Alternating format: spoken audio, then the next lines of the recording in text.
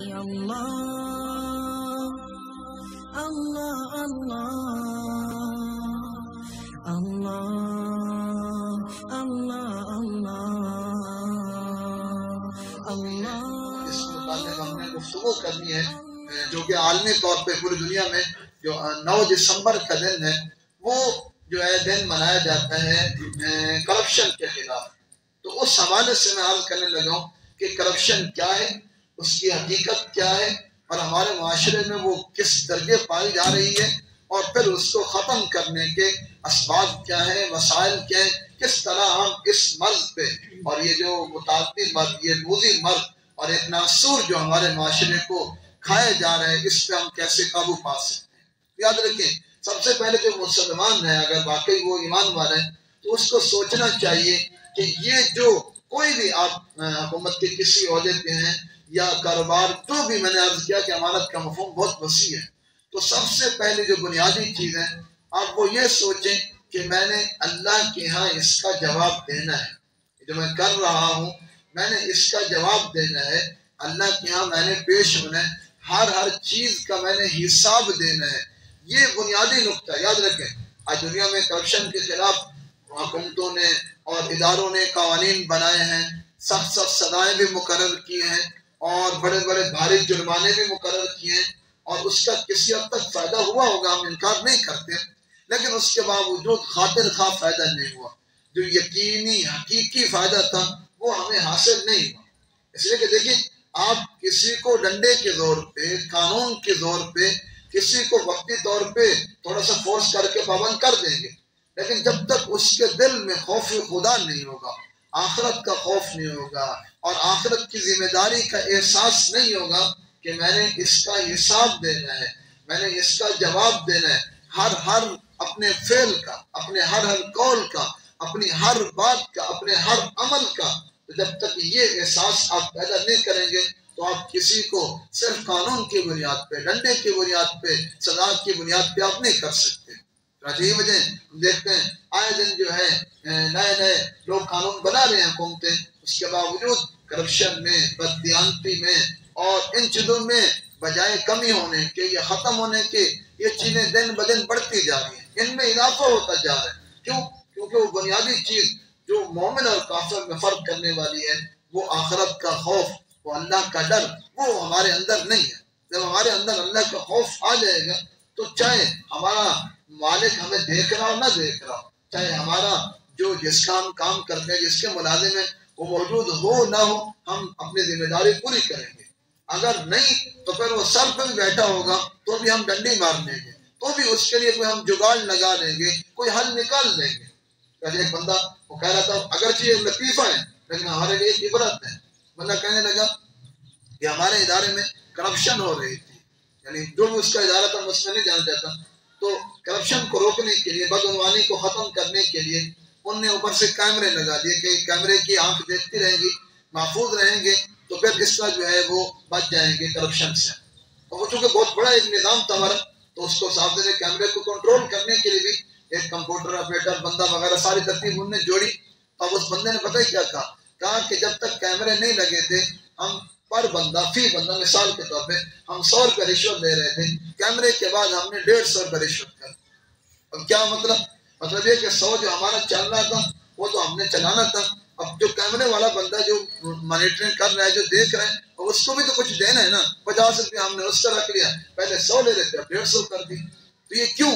इसकी वजह यह है कि उनमें एहसास जिम्मेदारी नहीं है, उनको इस चीज़ की अहमियत का अंदाजा नहीं है कि सिर्फ ये मामला नहीं है बल्कि आगे भी हमने जवाब देना है। और याद रखें, लेकिन 2 चीज़ें होती हैं, एक है आप किसी के पर्सनल मुलाजिम है, शख्सी मुलाजिम है, किसी जात, किसी बंदे के, तो उसमें आप ख़यानत करते हैं, बहरहाल आप उसके साथ ज्यादती कर रहे हैं, जुर्म है, हराम है, गुनाह कबीरा है, और ये सारी चीज़ें अपनी जगह, लेकिन इसकी नौइयत की शिद्दत उस वक्त बढ़ जाती है और संगीनी में इजाफा हो जाता है उस वक्त जब ये मामला किसी इज्तिमाई नौइयत का हो।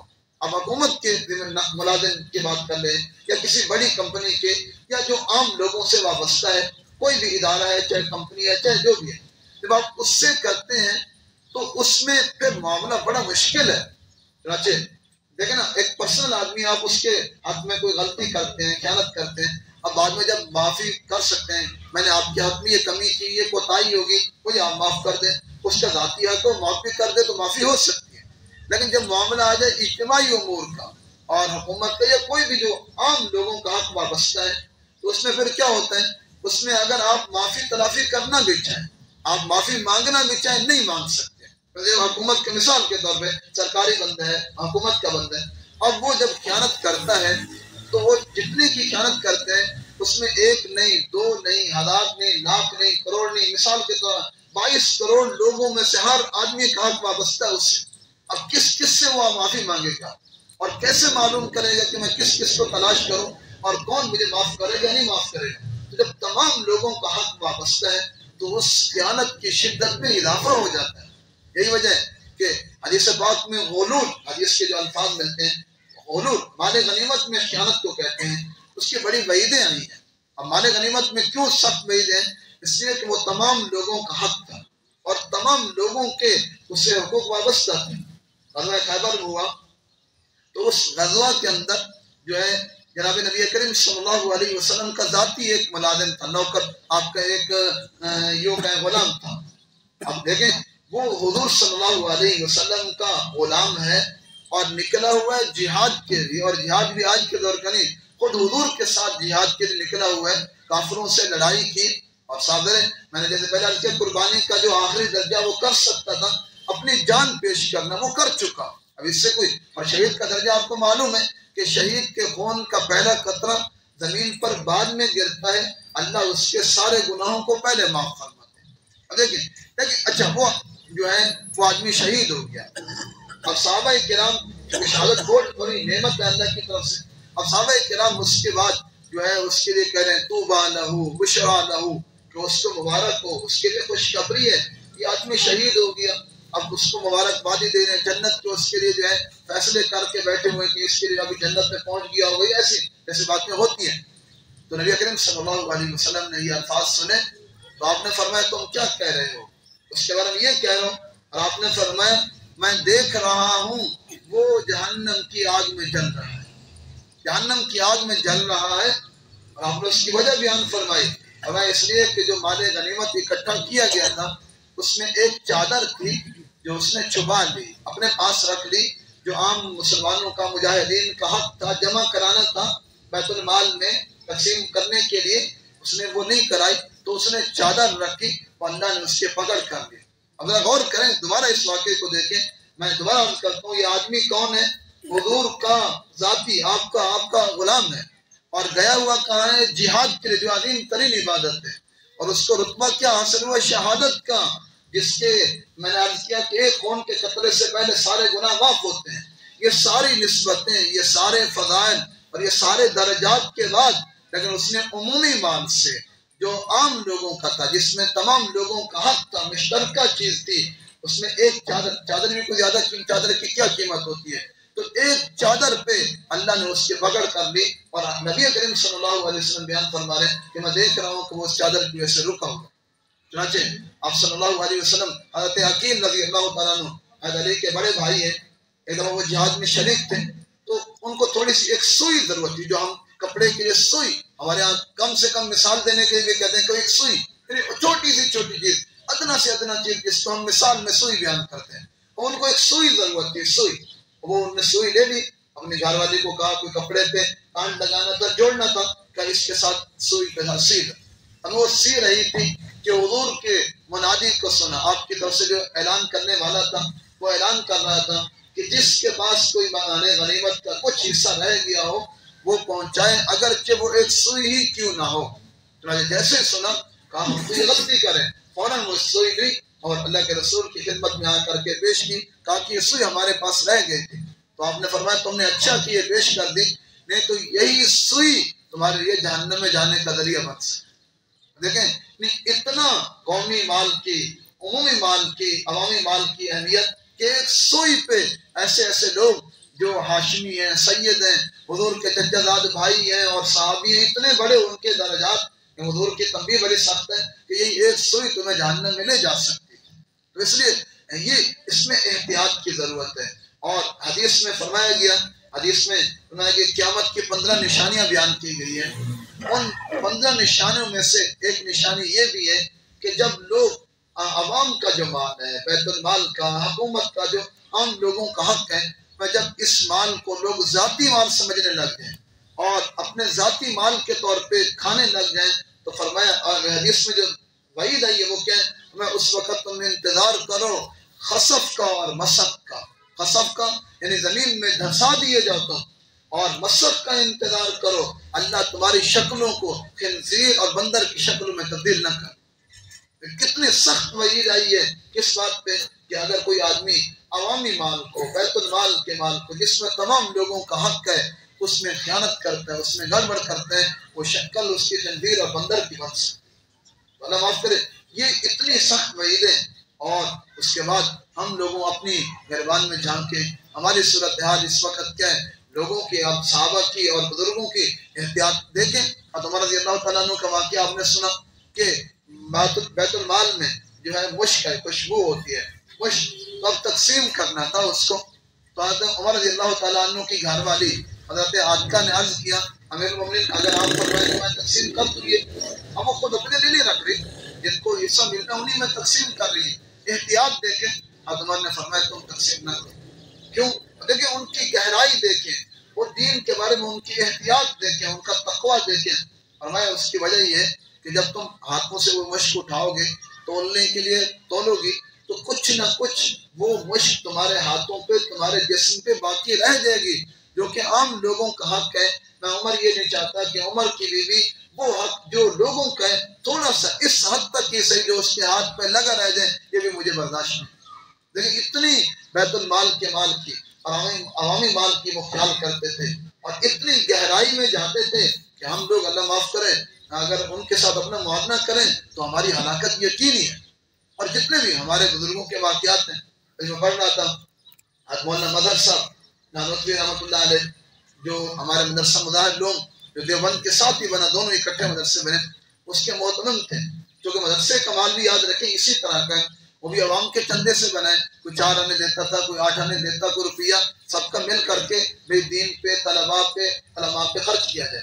तो इतना मदरसे के माल में एहतियात फरमाते कि वो तशरीफ फरमाते, एक दिन अपने जगह बैठे हुए थे तो उनका मेहमान आ गया, कोई जाती पर्सनल मेहमान आ गया, तो जहाँ बैठे हुए थे उस कालीन से नीचे उतर करके जमीन पर बैठ गए। तो किसी ने कहा ये कालीन पे बैठे थे, मेहमान आते मजीद उसको बिठाना चाहिए था कालीन पे, आप खुद भी नीचे आ गए। तो फरमाया कि मदरसे वालों ने ये कालीन मुझे मदरसे के इस्तेमाल के लिए दी है, मुझे अपने जाती इस्तेमाल की इसमें इजाजत नहीं है। ये मेहमान मेरा जाती मेहमान है, इसको मैं मदरसे की कालीन पे बिठाऊं, मुझे इसकी इजाजत नहीं। इतनी गहराई में जाते थे। एक और वाक़या हमारे दारुल देवबंद के मदरस का लिखा कि वो हमेशा, वो मुंशी थे, कातिब थे दारुल देवबंद में, वो हमेशा 2 पेंसिलें रखते थे, 2 पेंसिल रखते थे। तो कभी इस पेंसिल से लिखा, कभी इस पेंसिल से लिखा। लोगों ने कहा था कि ये 2 क्यों रखते हैं? तो फरमाया कि ये जो पेंसिल है ये मुझे मदरसे वालों ने दी है, इससे मैं मदरसे का काम करता हूँ, और ये जो मेरी पेंसिल है मेरी जाती है, मुझे अपनी जाती तौर पर कोई चीज़ लिखनी पड़े तो मैं ये पेंसिल इस्तेमाल करता हूँ। और साथ में अपना जाती कागज का वर्का भी रखते थे, अगर जाती चीज़ कोई इस्तेमाल करनी पड़े तो मदरसे की चीज़ पे ना लिखूं, अपने जाती कलम भी रखते, जाती वर्क भी रखते थे कि मदरसे की चीज़ इसमें इस्तेमाल करें। तो अंदाजा लगे ये इतनी एहतियात करते थे हजरात, और यानी अजीब अजीब बरल वक्त नहीं है। मैं तो अर्ज करता कि उन लोगों की एहतियातें ऐसी थी कि आज हमारे लिए उन पे अमल करना या उन जैसा बनना तो बड़े दूर की बात है। आज हमारे लिए उन पे यकीन करना मुश्किल हो गया, हमें ये मानना ही मुश्किल मालूम हो रहा है कि क्या ऐसा भी हो सकता है, क्या ये भी मुमकिन है। कुछ ऐसे भी लोग थे, हाँ लोग थे, याद रखें वो ऐसे ही लोग थे, उनकी ऐसी ही एहतियात थी, ऐसे ही उनके तकवा थे। जब उनकी एहतियातें ऐसी थी तो उनकी बरक़ात भी ऐसी थी और फिर नताइज भी ऐसे निकलते थे कि अल्लाह के वली पैदा होते थे। आज हमारी एहतियात नहीं है। जैसे मैं असल मौजूद पे चल रहा था, मैं दोबारा उसकी तरफ आता हूँ कि हमारे यहाँ ये करप्शन का मसला है, ये जो है दिन ब दिन बढ़ता जा रहा है और लोग खाए जा रहे हैं और जो है कोई नहीं देख रहा कि मुझे ना देखें। याद रखें मैंने अर्ज किया इसमें दोनों की जिम्मेदारी है, फर्द की भी जिम्मेदारी है, हुकूमत की भी जिम्मेदारी है। फर्द की जिम्मेदारी है कि वो डरे, अल्लाह से डरे और कानून से डरे, लेकिन ये कानून से तब डरेगा जब कानून हो। हमारे यहाँ कानून सिर्फ कागजों में है, सिर्फ किताबों में है, अमली जिंदगी में नहीं है, प्रैक्टिकल जिंदगी में नहीं है। इसलिए अगरचे कानून अच्छे अच्छे बने हुए हैं, उसमें कोई शक नहीं, कानून मजबूत से मजबूत बने हुए, तगड़े तगड़े कानून, सलाहें भी उसमें तय की हुई है, लेकिन चूंकि वो अमल नहीं होता और उस पर जो है गरीब अमीर का फर्क हो जाता है। इसलिए हमारे यहाँ ये लोग, अब देखें हमारे ये जो इतना कर्जे दिन ब दिन चढ़ते जा रहे हैं, क्या ये जितने, मैं किसी हुकूमत पे किसी का नाम नहीं ले रहा और किसी खास पार्टी पे मेरा मकसद ही नहीं, एक उमूमी शुरू जब से पाकिस्तान बना उस वक्त से बात कर लेते हैं, आए दिन हमारा ये कर्जा बढ़ता जा रहा है, दिन ब दिन मजीद से मजीद तर होता जा रहा है, और जो है ये कहाँ जा रहा है और इसकी कहाँ पे लग रहा है। देखिए हमारे यहाँ लोगों की सूरत हाल ये, गरीब लोगों के देखें उनको खाने को कुछ नहीं मिल रहा, और हमारे आप देखें अमीरों के, अब मैं कई दफा आपने भी देखा अफसरान के जो है उनके बीवियों के सिर्फ कपड़े भी गाड़ियों पे जा रहे हैं, और कई दफा तो ऐसे भी यानी मनाजिर देखने को मिले जो आदमी को यानी आदमी की रूह कांप जाए कि बड़े बड़े लोगों के, मैं नाम लेता, उनके कुत्ते तक गाड़ियों में, उनके कुत्ते तक हेलीकॉप्टर में सफर करते हुए नजर आए, दिखाई दिए। ये क्यों? ये जो अवामी माल था उसमें मैंने अर्ज किया कि एक एक रुपए का उसको हिसाब देना होता है, अल्लाह को भी जवाब देना होता है और कानून को भी जवाब देना। हमारे यहाँ चूंकि कानून नहीं है, मैं कई साल पहले कराची में था तो वहाँ एक बहुत बड़ा केस आया, फ्रॉड हुआ था, पर वो एक आदमी ने कंपनी बनाई, बहुत से लोगों के उसने पैसे दिए थे, फिर वो खा कर निकल गया था और कई अरब का घपला था, लंबी बात है। तो मैं आज ये करा, असल में उसमें एक बंदा जो उस केस में किसी दर्जे में मुलव्वस था, तो वो खुद मुझे बता रहा था कि उसका जो घपला था वो कई अरब का था। अब उस आदमी को जिसने घपला किया उसको पकड़ा गया और फिर कुछ दिन के बाद वो जो है रिहा हो गया, बाइज्जत बरी हो। तो पूछा गया कि ये कैसे हो गया और ये सारा माजरा, तो उन्होंने बताया कि इसका मामला नैब में गया, क्योंकि छोटे मोटे हो तो उसके नीचे ये थाना, उससे नीचे ऊपर हो तो फिर एंटी करप्शन, उससे ऊपर हो तो फिर नैब खुद वो निपटाता है। तो अगर उसका मामला क्योंकि बहुत बड़ा था, तो अगर उसका मामला जो है नैब में गया और नैब ने वो इंक्वायरी की सारी, तो मालूम ये हुआ, खुलासा ये है कि उस बंदे ने तकरीबन 30 से 35 करोड़ दे करके अपना मामला साफ करा। अब देखें, यानी कहने का मतलब ये है कि जो इदारे करप्शन को पकड़ने के लिए बनाए गए थे, जो करप्शन को रोकने के लिए बनाए गए थे, जब वो इदारे ही करप्शन करने लग जाएं, खुद वही करप्शन में मुलव्वस हो जाएं, बल्कि यूं कहें करप्शन का सबसे बड़े गढ़ बन जाएं, तो फिर आदमी कहाँ जाए। तो इसलिए आदमी लोगों में शऊर पैदा करने की जरूरत है, एहसास जिम्मेदारी पैदा करने की जरूरत है। और जैसे मैंने शुरू में अर्ज किया कि कितने कितने सख्त वईदें आई हैं इस पे, अल्लाह उसके रसूल ने कितनी सख्त वईदें बयान फरमाई हैं। और खास तौर पे जब जो माल भी उमूमी दर्जे का हो, आम लोगों के हक से वाबस्ता हो, तो उसमें मजीद एहतियात की जरूरत है। और उसमें हर बंदा अपने, याद रखें, इसमें कोई आप सोच रहे होंगे कोई वजीर का मसला है, कोई जो है बादशाह का मसला नहीं, हर बंदे की जितनी जिम्मेदारी है वो उतना का उसको उसके पूछ होगी, उसके मुताबिक वो जवाब दे। अब एक आम आदमी, हमारे अजीब अजीब मामला होते हैं, शरीयत ने तो देखें ओहदों में इतनी रियायत की है कि शरीयत ने कहा कि जो आदमी सरकारी ओहदे पर है वो किसी से हदिया भी नहीं ले सकता, तोहफा। क्योंकि देखें रिश्वत जो होता है कभी भी कोई रिश्वत के नाम से नहीं देता, वो क्या करता है, मनवान बदलता है, नाम बदलता है, कहता है आपके लिए गिफ्ट है, आपके लिए हदिया है, आपके लिए तोहफा लाया हूँ। लेकिन हकीकत ये फुकाहा ने सराहत की इस मसले की कि ओहदे वाले को जो आदमी देता है हदिया, उसके देने की दो सूरतें हो सकती हैं जायज होने की। एक ये कि वो आदमी उसको ओहदे से पहले भी हदिया देता था, अब ओहदे की वजह से नहीं दे रहा, उसका पुराना अपना जाती ताल्लुक था, वो ओहदे से पहले भी देता था। और दूसरी शर्त ये रखिए कि वो जितना ओहदे से पहले देता था, ओहदा मिलने के बाद भी उतना दे, अगर बढ़ा देता है तो भी मतलब यह है कि रिश्वत है। अब देखें, एक आदमी को हुज़ूर सल्लल्लाहु अलैहि वसल्लम ने कहीं ज़कात की वसूली के लिए भेजा कि ज़कात वसूल करके, आमिल उसको कहते हैं, साई कहते हैं। अब वो साहिब गए, कुछ दिनों के बाद ज़कात वसूल करके लाए। जब वो आए तो उनके पास दो गठड़ियाँ थी माल की, एक छोटी थी एक बड़ी थी। तो जो छोटी गठड़ी थी उनके बारे में वो कहने लगे कि ये जो माल है ये ज़कात का, ये वसूली हुई है, मैं ज़कात दे के आया। और जो बड़ा गठड़ था जिसमें ज्यादा माल था, कहने लगे कि ये मुझे हदिये मिले हैं, मुझे गिफ्ट मिले हैं, मुझे तोहफे मिले हैं। तो नबी अकरम सल्लल्लाहु अलैहि वसल्लम ने ये उसकी कैफियत देखी तो आप सल्लल्लाहु अलैहि वसल्लम को इंतहाई गुस्सा आया और आपने फरमाया कि हल्ला क़ाद फ़ी बैति अबीही व उम्मिही मैं देखता वो अपनी माँ और बाप के घर में बैठा रहता, फिर मैं देखता इसको हदिये मिलते हैं कि नहीं मिलते हैं। यानी ये जो गया ये तो लेकिन हुकूमत का आदमी बन के गया है, अपना ओहदे का इस्तेमाल किया कि मैं हुकूमत का बंदा हूँ, मैं सरकारी बंदा हूँ, और फिर उस ओहदे पे इसने ये हदिये लिए हैं, ये तोहफे लिए हैं, तो फरमाया कि ये हदिया नहीं है, ये रिश्वत है। आप सल्लल्लाहु अलैहि वसल्लम ने उसको तंबीह फरमाई और फरमाया कि आइंदा हम ऐसे लोगों को किसी जगह ओहदा नहीं देंगे। अब ये देखें ये क्या है, हमारे लोग कितने ओहदे आ रहे हैं और ऐसी कीमती कीमती चीजों के उनके पास जो है हदिये आ रहे हैं कि आदमी की अकल हैरान हो जाती है। याद रखिए जो सरकारी आदमी है तो वो तो ओहदा के होते हुए हदिया कबूल भी नहीं कर सकता, इतनी शरीयत ने उस पर ताकीद की है, सख्ती की है। तो बात लंबी होगी, अपनी बात को समेट रहा हूँ, आखिरी बात मैं अर्ज कर रहा हूँ कि ये जो हमारे यहाँ देखिए, याद रखें जब तक अमली इकदाम नहीं होंगे, मैंने जो मौजू भी रखा वो इसी मुनासबत से कि 9 दिसंबर को इंटरनेशनल लेवल पे जो है करप्शन के खिलाफ दिन मनाया जाता है। तो सिर्फ दिन मनाना काफी नहीं है कि भाई पोस्टर लगा दिया, एक बैनर लगा दिया, वॉल चेकिंग कर ली, 2-4 फिक्रे लिख दिए का भाई से नो टू करप्शन। याद रखें इससे करप्शन नहीं रुकती और इससे करप्शन बढ़ी और बढ़ रही है, तो उसके लिए ठोस इकदाम करने होंगे।